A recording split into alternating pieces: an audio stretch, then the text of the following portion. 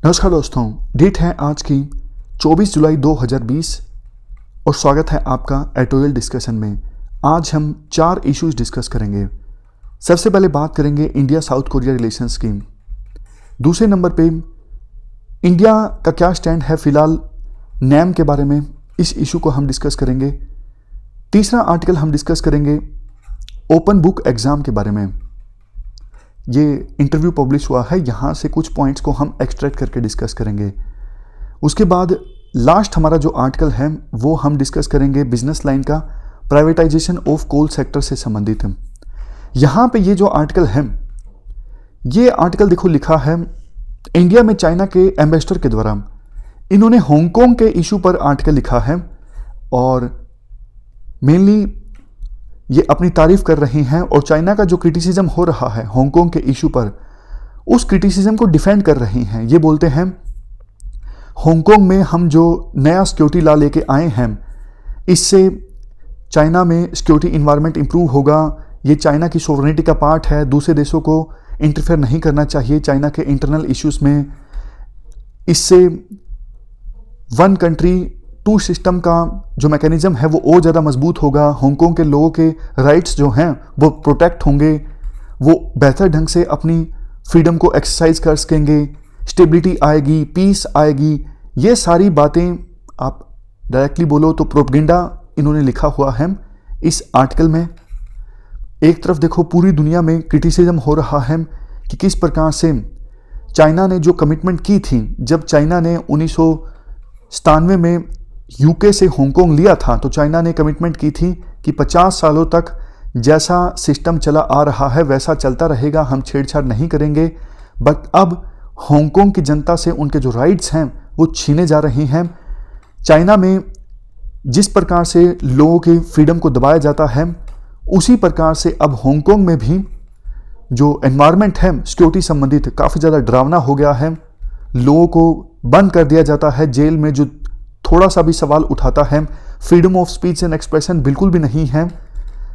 और इस सिचुएशन में चाइना के जो एम्बेसडर हैं इंडिया में, उन्होंने ये आर्टिकल लिखा है अपने कंट्री को डिफेंड करने के लिए। चलिए डिस्कशन स्टार्ट करते हैं। फर्स्ट इंपॉर्टेंट आर्टिकल इंडिया और साउथ कोरिया रिलेशंस के बारे में है।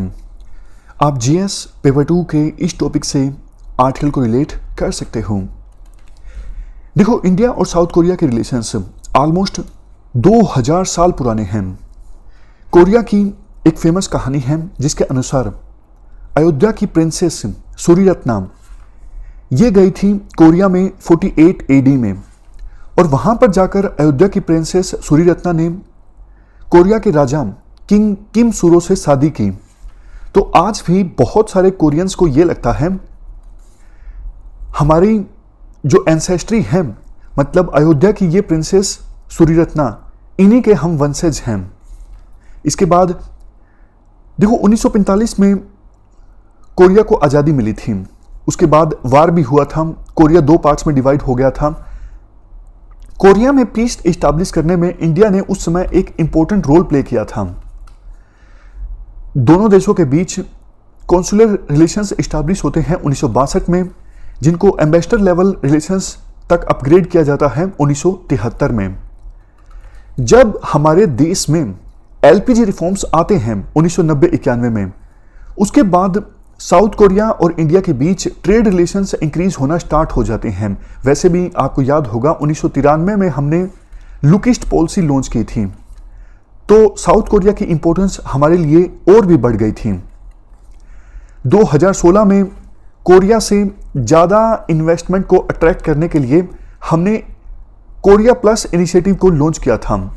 इस इनिशिएटिव को लॉन्च करने का मकसद देखो ये था, साउथ कोरिया के काफ़ी सारे बिजनेसमैन ये शिकायत करते थे कि भैया हम इन्वेस्ट करना तो चाहते हैं इंडिया में, बट इंडिया में रेड टेपिज्म काफ़ी ज़्यादा है, ब्यूरोक्रेटिक हर्डल्स काफ़ी ज़्यादा हैं, जिस वजह से हम आसानी से इन्वेस्ट नहीं कर सकते। तो साउथ कोरिया के बिजनेसमैन कि इन कंसर्न्स को दूर करने के लिए ये स्पेशल इनिशिएटिव लॉन्च किया गया था, कोरिया प्लस। इसके बाद जैसा हमने डिस्कस किया, लुक ईस्ट पॉलिसी अब अपग्रेड हो चुकी है एक्ट ईस्ट पॉलिसी में। और इस एक्ट ईस्ट पॉलिसी की इंप्लीमेंटेशन में साउथ कोरिया बहुत ही इंपॉर्टेंट पार्टनर है। दोनों देशों के बीच 2+2 फॉर्मेट पे इस्टेब्लिश हो चुका है बातचीत के लिए। 2+2 फॉर्मेट में क्या होता है, जिन दो देशों के बीच ये फॉर्मेट इस्टेब्लिश होता है तो foreign minister plus defence minister दोनों की बातचीत होती है इस फॉर्मेट के तहत।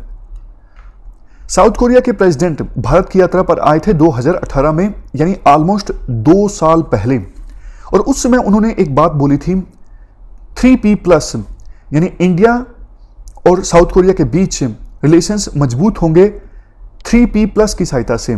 3P, पहला पीपल, दूसरा प्रोस्पेरिटी, तीसरा पीस। साउथ कोरिया के प्रेसिडेंट मून जे ने उस समय एक डॉक्यूमेंट रिलीज किया था, न्यू साउथर्न पॉलिसी। इस न्यू साउथर्न पॉलिसी में साफ तौर पे बोला गया था साउथ कोरिया की प्रायोरिटी होगी इंडिया के साथ इकोनॉमिक और स्ट्रेटेजिक रिलेशंस को और ज़्यादा मजबूत बनाना। तो ये तो देखो हमने अच्छी अच्छी बातें डिस्कस की। अब बात करते हैं इंडिया और साउथ कोरिया रिलेशंस में चैलेंजेस की। देखो पिछले कुछ सालों में बड़े बड़े वादे किए गए हैं कि हम इंडिया और साउथ कोरिया के बीच होने वाले ट्रेड को नई ऊंचाइयों तक लेके जाएंगे, लेकिन अभी भी दोनों देशों के बीच ट्रेड होता है $22 बिलियन। डिफेंस पार्टनरशिप में भी ये बोला गया था अभी सिर्फ जो सेल और परचेज होता है डिफेंस इक्विपमेंट्स का दोनों देशों के बीच, इसे नए लेवल पर ले जाया जाएगा। दोनों देश मिलिट्री स्फेयर्स में जॉइंटली R&D करेंगे, टेक्नोलॉजी ट्रांसफ़र होगी, लेकिन ऐसा कुछ खास नहीं हुआ। इवन देखो थोड़ी बहुत जो प्रोग्रेस अचीव की है इंडिया और साउथ कोरिया ने मिलके ट्रेड और इन्वेस्टमेंट के क्षेत्र में, उससे दोनों देशों के बीच people to people ties increase नहीं हुए हैं। दो देशों के बीच रिश्ते देखो तब मजबूत होते हैं अगर पीपल टू पीपल टाइज का जो फैक्टर है वो ठीक ढंग से काम करता है। जैसे इंडिया रशिया का एग्जाम्पल दिया जाता है। बेशक देखो इंडिया रशिया से बहुत ज़्यादा हथियारों को परचेज करता है। 1971 में हमारी USSR के साथ ट्रीटी साइन हुई थी, लेकिन तमाम प्रयासों के बावजूद इंडिया और रशिया के बीच पीपल टू पीपल टाइज को हम मजबूत नहीं कर सके हैं। जबकि आप देख लीजिए इंडिया और USA के बीच पीपल टू पीपल टाइज काफ़ी मजबूत हैं। बहुत से लोग भारतीय मूल के USA में फिलहाल रहते हैं, तो ये फैक्टर काफ़ी इंपॉर्टेंट है। और देखो इंडिया साउथ कोरिया के कंटेक्स्ट में हम बात करें, हमारे देश में बहुत कम लोग ऐसे हैं जिनको साउथ कोरिया के कल्चर के बारे में पता है, जो साउथ कोरिया के लोगों की अलग से पहचान कर सकें सोशल कैरेक्टरिस्टिक्स के आधार पर, कल्चरल कैरेक्टरिस्टिक्स के आधार पर। देखो आपको भी पता है हमारे देश में बहुत से लोग तो ऐसे हैं जो नॉर्थ ईस्ट के लोगों को भी चीन का बता देते हैं, और उन लोगों से ये उम्मीद करना कि वो फ़र्क महसूस करेंगे थाईलैंड के लोगों के बीच, चीन के लोगों के बीच और साउथ कोरिया के लोगों के बीच, तो मतलब ये अपने आप में मुश्किल है। और देखो लोगों को जिम्मेदार नहीं ठहराया जा सकता, कहीं ना कहीं ये सरकार की जिम्मेदारी होती है कि लोगों को अवेयर करना। इसके लिए दोनों देशों ने प्रयास भी किए हैं।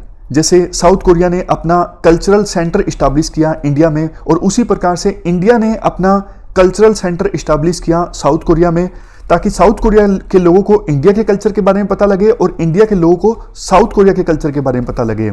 दिक्कत सिर्फ इंडिया की साइड से नहीं है। आप साउथ कोरिया का एग्जांपल ले लीजिए। साउथ कोरिया के ज़्यादातर लोगों को अभी भी ये लगता है इंडिया एक थर्ड वर्ल्ड कंट्री है जिसमें गरीबी बहुत ज़्यादा है, हंगर बहुत ज़्यादा है। देखो ये बात सच है, अभी भी हमारे देश में काफ़ी गरीबी है, काफ़ी भुखमरी है, बट सिर्फ इन्हीं चीज़ों से आप इंडिया को करेक्टराइज नहीं कर सकते। इंडिया में और बहुत कुछ है जिसके बारे में आप इंडिया की व्याख्या कर सकते हो। नेक्स्ट आर्ग्यूमेंट आर्टिकल में यह दिया जाता है, देखो कल्चरल सेंटर्स तो इस्टेब्लिश हुए हैं, लेकिन इससे पीपल टू पीपल टाइज मजबूत इसलिए नहीं हुए क्योंकि वो कल्चरल सेंटर सिर्फ शहरों में हैं। अब मैं आपको एग्जांपल देता हूं। साउथ कोरिया का कल्चरल सेंटर इंडिया में आप दिल्ली में इस्टेब्लिश कर दो, मुंबई में इस्टेब्लिश कर दो। अरे भैया वहाँ तो वैसे भी थोड़े एजुकेटेड लोग हैं ना, वो तो वैसे भी थोड़ी बहुत रिसर्च करेंगे, उनको पता लग जाएगा। आपको असली चेंज लाना है तो रूरल एरियाज में आप अवेयरनेस लेके आओ। उसी प्रकार से इंडिया को अगर साउथ कोरिया में अपना कल्चरल सेंटर इस्टेब्लिश करना है तो वहां के शहरों में इस्टेब्लिश ना करके ग्रामीण इलाकों में करे, ताकि जो कॉमन सिटीजन्स हैं साउथ कोरिया के, उनको हमारे कल्चर के बारे में पता लगे। लास्ट में आर्टिकल में कहा जाता है, देखो बैलेंस ऑफ पावर आज के समय में चेंज हो रही है एशिया में, ना सिर्फ एशिया में बल्कि पूरे वर्ल्ड में। चाइना का एग्जाम्पल देते हुए कहा जाता है, चाइना पूरी कोशिश कर रहा है अपनी हेजमनी इस्टेब्लिश करने की। तो ऐसी सिचुएशन में साउथ कोरिया और इंडिया दोनों के जो इंटरेस्ट हैं वो कन्वर्ज होते हैं, चाइना को कंटेन किया जाए, चाइना की एग्रेशन का मुकाबला किया जाए। तो दोनों देशों के बीच रिलेशंस बेहतर होना बहुत ज़्यादा ज़रूरी है, और इसके लिए कल्चरल जो गैप है, फिलहाल पीपल टू पीपल टाइज का जो गैप है, इसे फिल करना ज़रूरी है। जितना जल्दी दोनों देश इस पर काम करेंगे उतने ही रिश्ते और ज़्यादा मजबूत होंगे, उतना ही दोनों देश मिलकर काम कर सकेंगे चाइना का एग्रेशन को काउंटर करने के लिए। तो ये हमने पूरा आर्टिकल डिस्कस किया इंडिया साउथ कोरिया रिलेशंस के बारे में। चलते हैं आगे। इसके बाद अगला हमारा आर्टिकल हमारे विदेश मंत्री एस जयशंकर की स्पीच के बारे में है। इन्होंने फॉरेन पॉलिसी से संबंधित अपने काफ़ी सारे आइडियाज़ प्रेजेंट किए, खास करके इंडिया का अभी क्या स्टैंड है नॉन अलाइन मूवमेंट के बारे में। काफ़ी बार देखो एक डिबेट चलती रहती है, कोल्ड वार के दौरान हमारी जो नैम की पॉलिसी थी नॉन अलाइन मूवमेंट की, क्या हमें इस पॉलिसी को छोड़ देना चाहिए, क्या हमें किसी ग्रुप में शामिल हो जाना चाहिए। इसी इशू पर अपने विचार रखे हमारे विदेश मंत्री एस जयशंकर ने। इन्होंने कहा, देखो आज के समय में जो वर्ल्ड है वो मल्टीपोलर है, तो इंडिया को एक डेफिनेट स्टैंड लेना होगा, इंडिया को रिस्क भी लेने होंगे काफ़ी सारे इश्यूज पर, जैसे कनेक्टिविटी। हमने BRI के मुद्दे पर यानी चाइना के बेल्ट एंड रोड इनिशिएटिव को रिजेक्ट कर दिया है। Maritime security, terrorism, climate change, इन इश्यूज पर हमें एक डेफिनेट स्टैंड लेना होगा। लेकिन इसके साथ साथ हमारे विदेश मंत्री ने यह भी कहा, इंडिया पूरी तरह से नॉन अलाइनमेंट को रिजेक्ट नहीं कर सकता, लेकिन लंबे समय तक हम डिफिकल्ट डिसीजंस लेने से दूर भी नहीं भाग सकते। इंडिया अपनी इंडिपेंडेंस को कॉम्प्रोमाइज नहीं कर सकता। तो अभी तक आपने विचारों में देखा कि कॉन्ट्राडिक्शन है। एक तरफ विदेश मंत्री कहते हैं कि इंडिया को अब विभिन्न इश्यूज पर डेफिनेट स्टैंड लेना होगा, मल्टीपोलर वर्ल्ड है, इसलिए नॉन अलाइनमेंट की पॉलिसी को फिलहाल के समय में इंप्लीमेंट नहीं किया जा सकता। क्योंकि आप देखो ओरिजिन देखिए ना, नॉन अलाइन मूवमेंट की पॉलिसी कब आई थी? उस समय दो ग्रुप्स थे, एक यूएसए का, एक यूएसएसआर का। तो इंडिया ने कहा हम किसी भी ग्रुप में शामिल नहीं होंगे। बट आज ये दो ग्रुप्स नहीं है, आज काफी सारे ग्रुप्स हैं, मतलब काफी सारे पोल्स हैं वर्ल्ड में। तो इंडिया को अपने इंटरेस्ट सर्व करने के लिए सबके साथ अच्छे रिलेशंस इस्टेब्लिश करने होंगे, और वही इंडिया कर रहा है। मतलब इंडिया की फॉरेन पॉलिसी में एक क्लैरिटी है, बैलेंस स्टैंड है। आप एग्जांपल लीजिए, देखो इंडिया और चाइना के बीच टेंशंस हैं, बावजूद इसके अभी जो इंडिया और यूएसए के बीच इंडिया आइडियाज समिट ऑर्गेनाइज हुआ था, इसमें देखो यूएसए के विदेश मंत्री ने काफी कुछ कहा कि हमें दुख है, इंडिया के 20 सोल्जर्स शहीद हुए। बावजूद इसके उस मंच पर इंडिया ने चाइना को बहुत ज्यादा क्रिटिसाइज नहीं किया, क्योंकि इंडिया ये चाहता है कि चाइना और इंडिया के बीच जो टेंशंस हैं वो इन्हीं दो देशों के बीच तक रहें।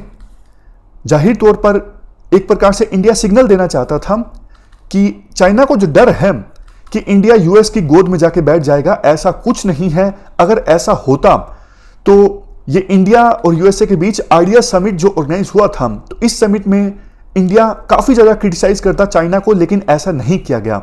मतलब अभी भी इंडिया नहीं चाहता कि हम चाइना के अगेंस्ट पूरी तरह से यूएसए के ग्रुप में शामिल हो जाएं। आप एक और एग्जांपल देखिए, इंडिया और चाइना के बीच टेंशंस क्रिएट होने के बाद भारत के डिफेंस मिनिस्टर रशिया की यात्रा पर गए। मतलब रशिया के साथ भी हम रिलेशंस अच्छे रखना चाहते हैं। इसके बाद दो और बातें कही हमारी विदेश मंत्री ने। पहला तो देखो, हमें मिडिल पावर्स के साथ भी अपने रिलेशंस को और ज्यादा मजबूत करना होगा। मिडिल पावर्स कौन सी हैं? Japan, European union, south Korea का हमने आर्टिकल डिस्कस किया। ये मिडिल पावर्स हैं, इनके साथ हमें रिलेशंस को और ज्यादा मजबूत बनाना होगा। इसके साथ साथ इवन विदेश मंत्री ने यूएसए को भी यही हिदायत दी कि भैया आप भी अपने जो पुराने अलायंसेस हैं उनको अब छोड़ दीजिए, आप मल्टीलेटरल इंस्टीट्यूशंस के साथ अपना कोऑपरेशन और ज़्यादा इंक्रीज कीजिए। जैसा आपको पता है यूएसए ने मल्टीलेटरल इंस्टीट्यूशंस को काफ़ी ज़्यादा इग्नोर किया है पिछले कुछ समय में। फॉर एग्जांपल WTO, UN, बल्कि यूएस के जो राष्ट्रपति हैं ट्रंप, वो तो G7 को एक्सपेंड करने की बात करते हैं चाइना को काउंटर करने के लिए। तो इंडिया ने इसी कंटेक्स्ट में यूएस को ये हिदायत दी कि आप मल्टीलेटरल इंस्टीट्यूशंस को मजबूत करने की दिशा में काम कीजिए और पुराने अलायंसेस को छोड़ दीजिए। कंक्लूजन में कहा जाता है फिलहाल देखो इंडिया के सामने दो बड़े चैलेंजेस हैं। एक, इंडिया चाइना रिलेशंस में टेंशंस, अभी भी इंडिया चाइना बॉर्डर पर चाइना के ट्रूप्स की अच्छी खासी प्रेजेंस है। दूसरा, कोविड-19 की महामारी। तो इस सिचुएशन में विदेश मंत्री ने अपनी स्पीच की सहायता से जो मैसेज दिया वो काफी ज्यादा कैलिब्रेटेड था, काफी ज्यादा सोचा समझा था। तो ये हमने पूरा आर्टिकल डिस्कस किया फॉरेन पॉलिसी के संदर्भ में इंडिया के विजन के बारे में। नॉन अलाइनमेंट जो मूवमेंट है उसको क्या हमें पूरी तरह से छोड़ देना चाहिए, इस बारे में भी सरकार की क्या राय है वो हमने डिस्कस की। चलते हैं आगे। Next article open book exams के बारे में है। आप GS पेपर 2 के इस टॉपिक से आर्टिकल को रिलेट कर सकते हो। क्या कंटेस्ट है, काफ़ी सारी यूनिवर्सिटीज़ जल्द ही ओपन बुक एग्जाम्स कंडक्ट कर सकती हैं। तो ये डिबेट चल पड़ी है ओपन बुक एग्जाम्स के क्या फ़ायदे हैं, क्या नुकसान हैं। सबसे पहले बात करते हैं जो आर्गुमेंट्स ओपन बुक एग्जाम्स के पक्ष में दिए जाते हैं। सबसे पहले, अगर देखो बच्चों को एग्जाम्स में बुक दे दी जाए तो उनको फैक्ट्स याद रखने की आवश्यकता नहीं होगी, रट्टा नहीं मारेंगे। आज हमारे देश के एजुकेशन सिस्टम के बारे में ये कहा जाता है जो जितना ज़्यादा फैक्ट्स याद कर सकता है, रट्टा मार सकता है, उसके ज़्यादा मार्क्स आते हैं। लेकिन अगर देखो बुक दे दी जाए तो बच्चों की जो थिंकिंग प्रोसेस है वो डेवलप होगी, बच्चों के अंदर जो क्यूरियोसिटी है वो डेवलप होगी, क्योंकि नॉलेज की एप्लीकेशंस के बारे में क्वेश्चन होंगे, ना कि फैक्ट्स के बारे में। और इससे बच्चों के अंदर जो बहुत ज़्यादा स्ट्रेस पैदा हो जाता है, या तो सब कर लिया लेकिन एग्जाम में याद आएगा नहीं आएगा, ये बच्चों को बहुत टेंशन होती है। तो इस प्रकार की टेंशन का बच्चों को सामना नहीं करना पड़ेगा और लर्निंग आउटकम भी इंप्रूव होगी, रियल टैलेंट बाहर आएगा। जैसे देखो 3 इडियट्स मूवी में दिखाया जाता है, सिर्फ डेफिनेशन को रटने का कोई फायदा नहीं है, आसान भाषा में उसका मतलब भी समझ में आना चाहिए। तो ये सब आर्गुमेंट्स हमने डिस्कस किए ओपन बुक एग्जाम के पक्ष में। अब बात करते हैं अगेंस्ट में। देखो ओपन बुक एग्जाम एक प्रकार से ट्रैप हो सकता है स्टूडेंट्स के लिए। स्टूडेंट्स हो सकता है कि बिल्कुल ही फॉर्मूलाज को, इक्वेशंस को याद करना छोड़ दें, क्योंकि उन्हें लगे कि अगर इक्वेशन भूल भी गए तो बुक में से देख लेंगे। बट भैया टाइम भी तो लगेगा, बुक में ढूंढने में कोई पर्टिकुलर फैक्ट को आपको टाइम लगेगा, आपका टाइम काफ़ी वेस्ट हो सकता है। ये ट्रैप है। स्टूडेंट्स पढ़ना भी छोड़ सकते हैं, उन्हें लगेगा कि अरे यार बुक खोल के एग्जाम देना है, आसानी से दे देंगे। नेक्स्ट देखो हमारे एजुकेशन के स्टैंडर्ड्स भी तो ऐसे होने चाहिए ना कि बच्चों के अंदर थिंकिंग डेवलप हो। थिंकिंग डेवलप हुई नहीं है पढ़ाई करते वक्त, और उनसे ये एक्सपेक्ट करना अब आप नॉलेज की एप्लीकेशन के आधार पर क्वेश्चंस का आंसर दीजिए, ये तो थोड़ा ज़्यादा होगा। Next question setting. आज भी पेपर्स जब कंडक्ट होते हैं तो क्वेश्चंस ऐसे नहीं होते जो बच्चों की थिंकिंग प्रोसेस को चेक करें, सिर्फ सिंपल पूछ लिया जाता है फैक्ट्स के बारे में। तो क्वेश्चंस सेटिंग के बारे में भी अच्छे पैरामीटर्स डिसाइड होने चाहिए, ताकि ओपन बुक अगर एग्जाम कंडक्ट हो तो क्वेश्चंस भी उसी प्रकार के हों। नेक्स्ट, स्टूडेंट्स एग्जाम में बिना प्रिपरेशन के चले जाएंगे, एग्जाम को लाइटली लेंगे। अगर ओपन बुक एग्जाम कंडक्ट होते हैं क्लास में ध्यान देना छोड़ देंगे। और देखो फैक्ट्स थोड़े बहुत तो जरूरी ही है ना। कंक्लूजन में कहा जा सकता है देखो ओपन बुक एग्जाम का एक कंपोनेंट हो सकता है। आप सारे के सारा जो मार्क्स हैं वो ओपन बुक एग्जाम को वेटेज मत दीजिए। यूं हो सकता है कि अगर 5 पेपर्स हों तो 4 वैसे हों और एक बुक ओपन करके हो। दोनों का कॉम्बिनेशन आप प्रेफर कर सकते हो, ताकि दोनों चीज़ें बच्चों के अंदर इनकलकेट हो, नॉलेज भी हो और थिंकिंग प्रोसेस भी डेवलप हो। ऐसा नहीं कि आप एक ही कंपोनेंट पे ज़्यादा फोकस करो। चलते हैं आगे। Next article privatization of coal sector के बारे में है। अमिताभ कांत के द्वारा ये आर्टिकल लिखा गया है। शुरुआत में इनके द्वारा कहा जाता है 1973 में कोल सेक्टर को नेशनलाइज कर दिया गया था। इसका इंडिया को नुकसान ज़्यादा हुआ है, फ़ायदा तो बिल्कुल भी नहीं हुआ है। आज देखो इंडिया सेकंड लार्जेस्ट इंपोर्टर है कोल का, और दुखद बात यह है हमारे पास कोल रिजर्व्स काफ़ी ज़्यादा हैं, लेकिन हमने एक्सप्लोर नहीं किया है उनको। इसी वजह से हमें कोयला दूसरे देशों से इंपोर्ट करना पड़ता है। लेकिन अब 50 साल बाद हमने हमारी इस पॉलिसी को रिवर्स कर दिया है और अपने कोल सेक्टर को प्राइवेट सेक्टर के लिए ओपन कर दिया है। इससे कोल सेक्टर में इन्वेस्टमेंट ज़्यादा आएगी, और जो इन्वेस्टमेंट आएगी कोल सेक्टर में, इससे इंडिया को काफ़ी ज़्यादा फायदा होने वाला है। सबसे पहला फ़ायदा तो देखो यही होगा, हमारे देश में कोयले का ज़्यादा एक्सप्लोरेशन होगा, कोयले की माइनिंग ज़्यादा होगी, तो फिर हमें दूसरे देशों से कोयले को इंपोर्ट नहीं करना पड़ेगा। 2018-19 में हमने 1.7 लाख करोड़ का कोयला इंपोर्ट किया था दूसरे देशों से। ये हमारी टोटल डिमांड का ऑलमोस्ट 25% है। बट अब कोल सेक्टर प्राइवेट अपॉर्चुनिटीज़ के लिए ओपन है। प्राइवेट कंपनीज कोल माइनिंग कर सकेंगी और हमें दूसरे देशों पर डिपेंडेंट नहीं होना पड़ेगा कोयले को इंपोर्ट करने के लिए। दूसरा फ़ायदा ये होगा, देखो कोयले की माइनिंग अगर ज़्यादा होती है हमारे देश में तो एम्प्लॉयमेंट अपॉर्चुनिटीज़ जनरेट होंगी, और जहाँ पे कोयले की माइनिंग हो रही है वहाँ पे इंफ्रास्ट्रक्चर क्रिएट होगा, आसपास के लोगों को फ़ायदा होगा अगर डेवलपमेंट होती है।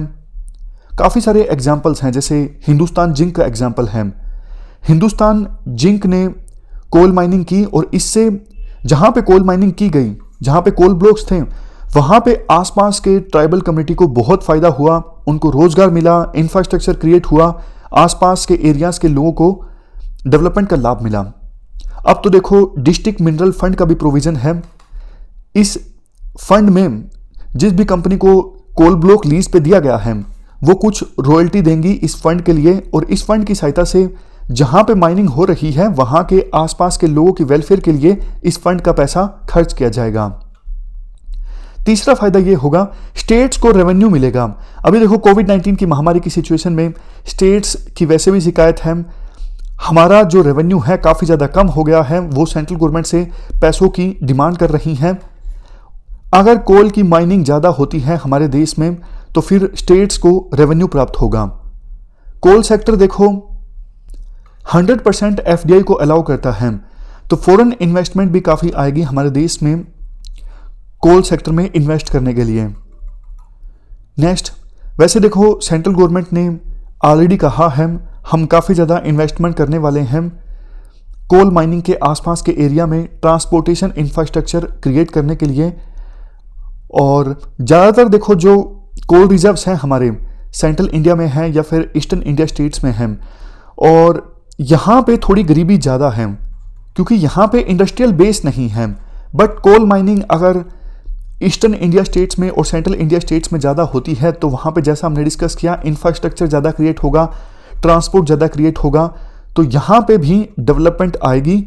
इसके साथ साथ राइटर ये भी कहते हैं, देखो होता क्या है, कोल माइनिंग के आसपास दूसरे मिनरल्स की माइनिंग भी हो सकती है जैसे बॉक्साइट, आयरन, और कोल माइनिंग अगर ज़्यादा होगी तो कोल ज़्यादा जनरेट होगा, ज़्यादा थर्मल प्लांट्स लगेंगे। वैसे तो सरकार का रिन्यूएबल एनर्जी पर ज़्यादा फोकस है, लेकिन फिर भी एनर्जी ज़्यादा प्रोड्यूस होगी और हमारी जो एम्बिशियस स्कीम्स हैं हर घर बिजली पहुंचाने के लिए, उनकी इम्प्लीमेंटेशन भी आसान होगी। इसके अलावा देखो काफ़ी सारी दूसरी इंडस्ट्रीज़ जैसे सीमेंट, एल्यूमिनियम, फर्टिलाइज़र, ये इंडस्ट्रीज़ भी स्मूथली काम कर सकेंगी अगर कोयले की माइनिंग हमारे देश में ज़्यादा होती है, क्योंकि इन इंडस्ट्रीज़ में कोयले की आवश्यकता होती है एनर्जी के लिए। अगर बाहर से इंपोर्ट होता है कोयला तो महंगा पड़ता है, तो इन इंडस्ट्रीज़ में जो उत्पादन है वो भी महंगा हो जाता है। लेकिन हमारे देश में ही कोयले की माइनिंग होगी, कोयला सस्ता होगा, इन इंडस्ट्रीज़ को भी सीधा सीधा फ़ायदा होगा। नेक्स्ट आर्गुमेंट, देखो फॉरेन इन्वेस्टमेंट जब हमारे देश में आएगी कोल सेक्टर में तो टेक्नोलॉजी भी आएगी, ना सिर्फ पैसा आएगा बल्कि टेक्नोलॉजी भी आएगी, तो इससे हमारे देश को ही फ़ायदा होगा अगर टेक्नोलॉजी ट्रांसफ़र होता है। जैसे देखो, प्राइवेट बैंक्स हमारे देश में आए तो बैंकिंग सर्विसेज का एक्सपेंशन हुआ, उसी प्रकार से कोल सेक्टर में भी अगर प्राइवेट कंपनीज आती हैं तो कोल सेक्टर को ही फायदा होगा। इसके बाद आर्टिकल में कहा जाता है सरकार का देखो specific focus gasification of coal पे काफ़ी ज़्यादा है, ताकि जो गैस जनरेट होगी सिंथेटिक गैस या फिर दूसरी गैसेस, उनका इस्तेमाल किया जा सके ट्रांसपोर्ट सेक्टर में और कुकिंग में। और ये जो गैस इस्तेमाल होगी ये काफ़ी ज़्यादा क्लीन होगी, सस्ती भी होगी।